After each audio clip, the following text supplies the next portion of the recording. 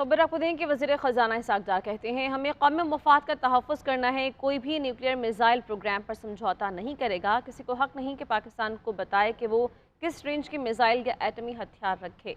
कि जी आईएमएफ ने ये कहा है कि जो आपका न्यूक्लियर प्रोग्राम है ना, वो पाव पाव के बम वाला, वही जो शेख रशीद साहब कहते थे पाव पाव के बम है, वो हम मारेंगे इंडिया में तो हिंदुओं को मार देंगे, मुसलमानों को छोड़ देंगे। क्या ऐसा हो सकता है कि आईएमएफ डिक्टेट करे और ये कहे कि आपके पास क्या हथियार होने चाहिए और कौन सा न्यूक्लियर एसेट्स आपके पास होने चाहिए, कौन से नहीं? कुछ अरसा पहले इंटरनेशनल जो एटॉमिक एनर्जी कमीशन है, उनके प्रेसिडेंट ने पाकिस्तान का दौरा किया था और उस वक़्त भी ये बात हुई कि जी पाकिस्तान अपने एसेट जो है वो सरेंडर कर रहा है, इस तरह की बात है। ये बात सेनेट में भी हुई है। आईएमएफ की पॉलिसियाँ हम उसके साथ एग्री नहीं कर रहे, क्योंकि उनका जो मेन मकसद है ना, वो हमारी एटॉमिक एनर्जी है, हमारे जो अपना एटमी असासे हैं, उनके ऊपर काबिज़ होना है।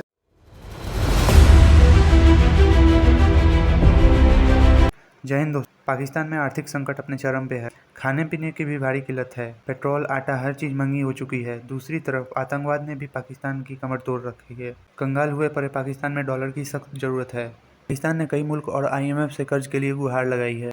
इसी बीच आईएमएफ ने एक ऐसी शर्त रखी है जो पाकिस्तान के सीधे दिल पे जाके लगी है। आईएमएफ ने पाकिस्तान पर परमाणु मिसाइल खत्म करने को लेकर दबाव डालना शुरू कर दिया है। एटम बम की अक्सर धमकी देने वाला पाकिस्तान इससे काफी खफा है। पाकिस्तानी वित्त मंत्री इसहाक डार ने कहा कि आईएमएफ से रुके हुए लोन के लिए हम अपना परमाणु कार्यक्रम खतरे में नहीं डालेंगे, हम इससे कोई समझौता नहीं करेंगे। उन्होंने यह कह तो दिया, लेकिन यह भी हकीकत है कि आईएमएफ की शर्त मानने के सिवा पाकिस्तान के पास कोई खास चारा नहीं बचा है, क्योंकि पाकिस्तान का आयरन ब्रदर चाइना भी इनसे मुंह मोड़ चुका है। अब पाकिस्तान जिस तरह से इंस्टेबिलिटी का सामना कर रहा है, उससे दुनिया की चिंताएं बढ़ गई है कि इनके एटम बम आतंकवादियों के हाथे ना चढ़ जाएं। और देखें फ़खर, कहीं ना कहीं से अगर ये बात निकली है तो फिर कुछ तो होगा, और हो सकता है कि इस किस्म की बिल्कुल से एग्जैक्टली यही बात ना हो, लेकिन इससे मिलती जुलती या किसी और तरीके से बात की गई होगी। या हो सकता है ये कहा गया हो कि हम अपने न्यूक्लियर एसेट्स को जो है वो संभाल के रखने के काबिल भी हैं या नहीं, क्योंकि फंड्स तो बहरहाल हमारे पास नहीं है। मगर आज इसहाक डार साहब ने सेनेट में बात की और उन्होंने कहा कि जी नहीं, इस किस्म की कोई बात नहीं है और हम किसी को नहीं देंगे। ये तो वही बात होगी चोर की दाढ़ी में तिनका वाली, कि जब ऐसी कोई बात ही नहीं है तो आप फिर किस लिए डिस्कस कर रहे हैं सेनेट में, आप किस लिए बात कर रहे हैं। काफी सीरियस मैटर है और मेरा ख्याल है कि पाकिस्तान चाहे जितना मर्जी क्राइसिस में चला जाए, इकोनॉमी की जो हालत है सब है, लेकिन फिर भी न्यूक्लियर एसेट्स के बारे में इस तरह से बात होना जो है वो काफी फिक्रमंद लोगों को इससे हो जाना चाहिए, आम पब्लिक को भी। और जो लोग इसके जिम्मेदार हैं, यानी जो पॉलिसी मेकर्स हैं या जो मुल्क को चलाते हैं, उनको तो खास तौर पे इस चीज को सोच समझ के इसके बारे में बात करनी चाहिए। क्योंकि बहुत हम बार बार इसका प्रचार तो हम बहुत करते हैं कि जी हम न्यूक्लियर एसेट्स हमारे पास हैं, न्यूक्लियर पावर है, ये कह के, लेकिन वही वाली बात है कि चीज को बना लेना या किसी चीज को खरीद लेना आसान होता है, लेकिन उसके बाद उसकी हिफाजत करना हमें होता हुआ नजर नहीं आ रहा। क्या हम ये सोच रहे हैं कि यार हमने इन चीज़ों को ठीक करना है, बेहतर करना है? ऐसा नहीं है कि पाकिस्तान जो है वो ठीक नहीं हो सकता या बिल्कुल। हमारे पास लोग नहीं है।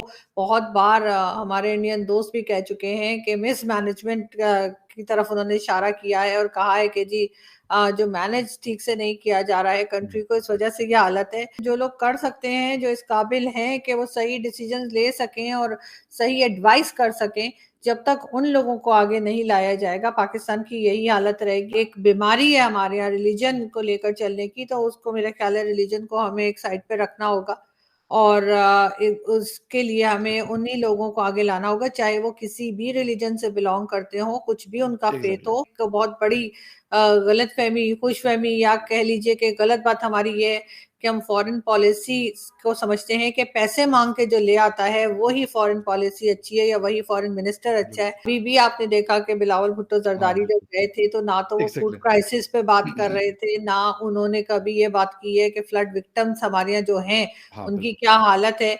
एक फॉरेन मिनिस्टर का किसी भी दूसरी कंट्री के कंपनीज को अट्रैक्ट करने का, वो उस पर कभी बात नहीं करते। वो इस्लामोफोबिया पे चले जाते हैं, कभी वो कश्मीर में निकल जाते हैं, कभी वो बताते हैं कश्मीर में भारत क्या कर रहा है। ये बहुत बड़ा इशू है पाकिस्तान। जो आईएमएफ की पॉलिसियाँ हम उसके साथ एग्री नहीं कर रहे, क्योंकि उनका जो मेन मकसद है ना, वो हमारी एटॉमिक एनर्जी है, हमारे जो अपना एटमी असासे हैं, उनके ऊपर काबिज होना है। पाकिस्तान के अंदर सिर्फ एक यही चीज़ है कि न्यूक्लियर पावर है हमारे पास, बस।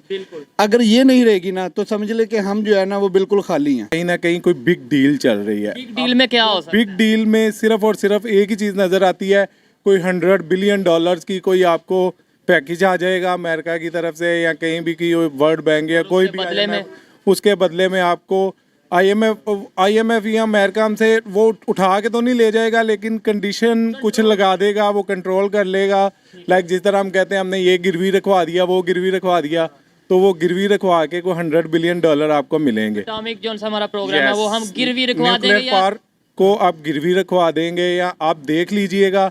जहाँ तक चीज़ें समझ आ रही हैं, मुझे पहले ये नहीं समझ आती थी। सर बाकी बातें जो भी हैं पाकिस्तानी जैसे भी हैं ना, लेकिन ये अपनी गैरत के मामले में, अपनी इज्जत के मामले में इतने खुददार हैं कि अगर इनके एटॉमिक पावर को किसी भी किस्म का कोई ख़तरा भी होता है ना तो इंशाल्लाह ये उससे पीछे नहीं हटेंगे। इन्हें मरना पड़ा ये उसके लिए मार पड़ेंगे, लेकिन उसको खतरे में नहीं डाल सकते। एटॉमिक पावर कौन सा रोड पे पड़ा है कि लोगों को पता चल जाएगा कि एटॉमिक पावर, ये तो साइन होने और एटॉमिक प्रोग्राम यहाँ से चले जाने हमें पता भी नहीं चलना। शहबाज शरीफ की बात करता हूँ, अगर ये साइन करने की कोशिश करेगा तो आपका क्या ख्याल है, इमरान खान चुप रहेगा? अब सवाल ये है कि क्या पाकिस्तान के जो हथियार हैं उनमें IMF को इंटरफेरेंस कर सकता है, विच इंक्लूड्स मीजल्स और न्यूक्लियर वार हेड्स या इस तरह की चीज़ें? तो जवाब यस। उसकी वजह ये है कि IMF का जो बुनियादी प्रोटोकॉल है वो जिस मुल्क को लैंड करता है उसके वो एक एक खर्चा which includes defence. Defence is not a sacred cow और समथिंग के जी वो कहेंगे ये डिफेंस है तो हमें गुनाह हो जाएगा। They have nothing to do with गुनाह। वो देखते हैं कि आप जो पैसे ले रहे हैं वो कहाँ पे खर्च कर रहे हैं। और अगर आपका जो है गुज़श्ता 2 सालों में 14% आपके हथियार खरीदने का खर्चा बढ़ा है, ये आपको पता है? 14% is a big chunk of money जो आपने हथियार खरीदे हैं फॉरेन मुल्कों से, which includes obviously on top of them China.